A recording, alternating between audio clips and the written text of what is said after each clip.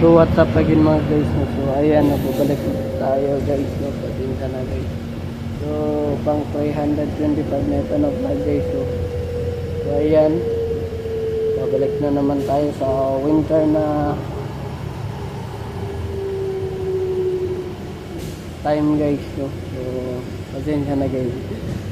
So winter na naman at winter jacket na naman tayo guys. Talo tayo ngayon. Si Mark Shopland yung kalaban natin. Kalaban natin yung last na kapatid. Ewan ko kung kailan ba yun. Namutan ko na. So bukas ay 6 hours lang tayo. 7 hours pala tayo kanina guys.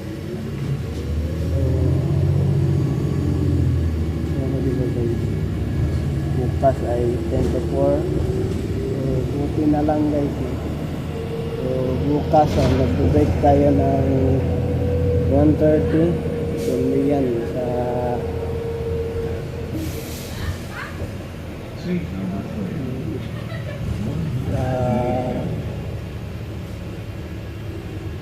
manager natin kung anong oras tayo pag-break. So okay na rin na 1 tayo mag-break. Depende. Wag lang yung 12:30 kasi maaga ka naman. So okay na rin yung 1. So ayan guys, no? Sugatan na yun kanina. Pinadugo ko. Kaso lang hindi siya tumugo guys.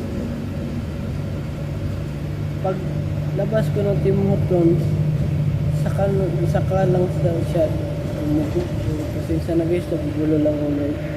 Ayan guys,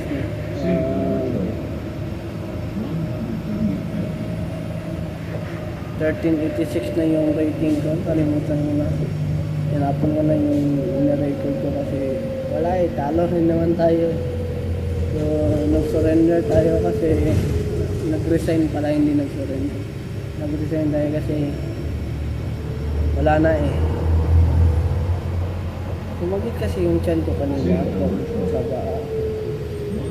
Yung malapit ng kaway sa sumagit.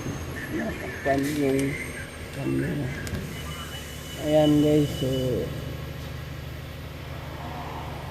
double ride tayo. Papunta sa North Beach at papunta sa ating bahay. Nilipatan natin na bago. So may coach siya guys. So may basketball tayo para tayong trabaho. Yung schedule kasi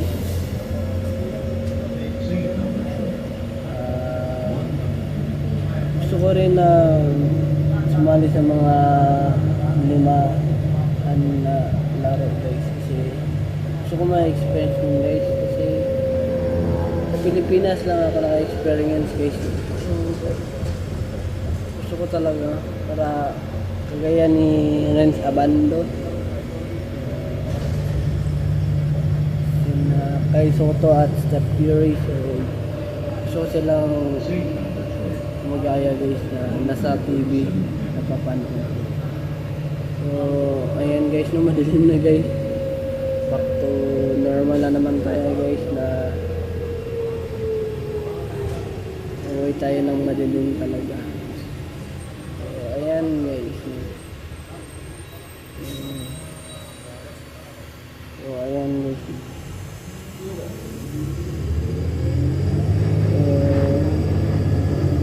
Kanina maaga tayo kasi double ride kasi dun. Maaga yung bus at yung pagitan nila ay 13 minutes. Mahirap na pag malapit ka na aalis ng bahay, diba?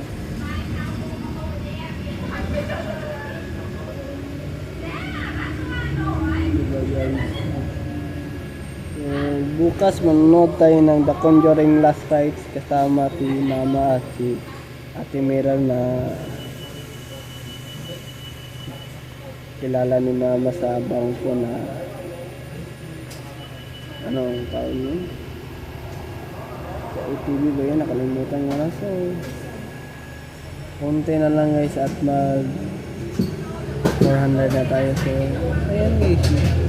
So siguro mga 9:30 ako dating sa bahay. Iwan ko kung anong oras. Yung pagitan kasi ng 1:14 ay 13 minutes ata. Hindi ko lang alam, nakalimutan ko na kasi. So ayan guys. So hindi naman ako natatapat na umuwi ng madilim kasi sa Pilipinas nga naglalakad nga ako ng madilim na alas 12 o alas 2 ba yun? Kalimutan ko yun. Dito pa kaya sa Canada, di ba guys? So hindi ako nag Tim Hortons kanina guys kasi bumili ako ng burger na kasi yung kanin hindi ko na ubos. Iwan ko ba at sumakit yung tiyan ko. Nabusog naman ako pero yung kanin lang hindi ko naubos. Kinain ko yung donut ko na Boston cream at 1 sugar 2 cream na rin yung kape ko kasi alam nyo na guys, may lahi tayo na may diabetes sa side ng mama ko. So iwasan natin na timpla at maglagay ng maraming sugar, timpla ng anong tawag ko, choco. Okay lang yung choco paminsan-minsan pero wag araw-araw para hindi kami diabetes, diba? So ewan ko kung ilang stock ba ito papunta doon, siguro mga 13 hindi ko lang alam. So kanina guys no, habang nag-scrub ako sa daan, may isang lalaki, dalawang bata na pumasok sa Tim Hortons order, tapos lumabas siya sa outlet, tapos tinanong niya yung trabaho ko sa Tim Hortons, part-time ba? So sinagot ko, oo, part-time ito. So English siya guys, no, American. Foreigner ba yan or ewan ko, Indian pa? Hindi ko alam ngayon. So binigay ko yung number niya kasi naghanap siya ng isang part-time. Okay na rin yun guys, yung part-time. Doble yung trabaho ko pero doble rin yung pagod ko. Pero mag-gym ako sa Planet Fitness guys. Sabi ni mama, i-transfer daw ni Ate Mirel yung ano niya, yung ano ba ang tawag niya, yung nag-register siya yung address niya dito para maka gym kami. So ayan guys, kami nagkapatid ko. So kailangan talaga natin mapalaki ng katawan guys kasi mataas yung edad natin, kailangan lumalaki din yung katawan natin kasi alam nyo na guys, no? Mahirap yung ayan guys, no? Sa unahan yung Planet Fitness, hindi nyo makikita, depende lang kung bukas pa yung ilaw. Hindi yan, nasa gilid pa guys. So ayan guys, no? Nasa main floor kami guys sa tirhan na binabago. Nire-rentan pala ni Balat. Parang gano'n na. So ayan guys, no, yung pink guys. So yung katabi ng Mark. So dyan guys, no? Dyan guys, katabi ng Dollar Tree at Max. So nasa gitna siya guys. So ayan guys. So babay na Charlie. So kahapon napaalam ko na Charlie guys kasi napaamo ko na siya diba? So okay lang yun kasi may court naman. Hindi importante sa akin yung aso, ang importante sa akin yung malapit yung court kasi pasensya na guys no, napapaot kayo. So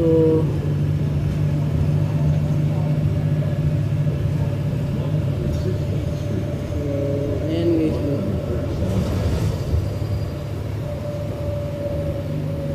Kain tayo pag uwi natin, tapos mga isang oras mag-gym, magdadumbbell tayo. Hindi pala gym kasi workout lang pala.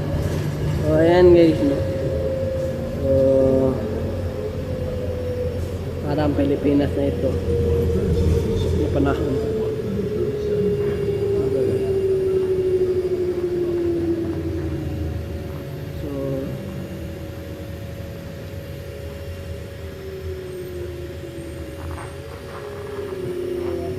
So bukas kasi guys, kahapon yun guys, tinanong ako ni Ma'am Bet na okay lang ba sa akin na hanggang alas 4 lang ako.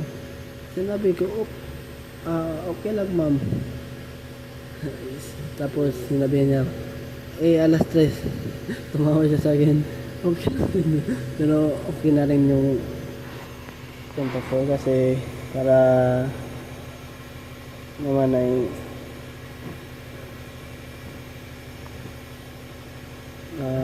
madagdagan yung sahod ko. Okay na rin yan kasi alauna lang ako mag-break 1:30 pala. Hindi pala alauna. So malapit na tayo sa North Gate. So siguro mga 6 stop. So 1 stop na ito guys. Ewan ko lang kung 6 stop. Punta doon sa North Gate. Kung galing doon sa Castle Tower.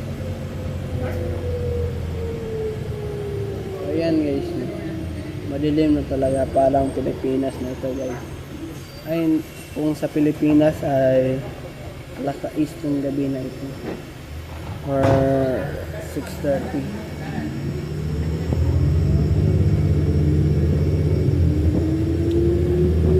Iwan ko kung anong oras tayo na. Ayan guys, no.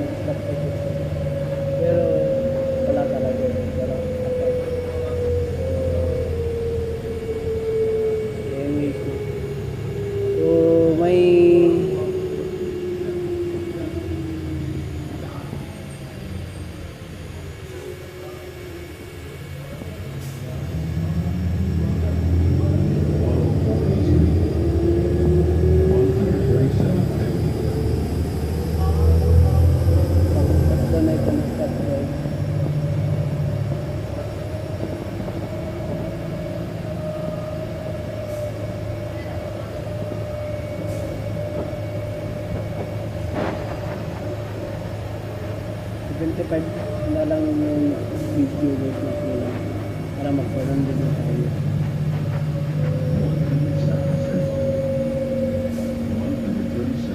Ayan guys.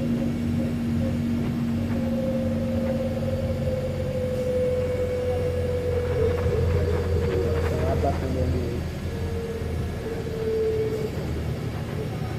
Ayan naman lang ngayon guys, bukas ulit kasi madilim na, hindi nyo na makikita yung so, ano naman guys, have a wonderful night, another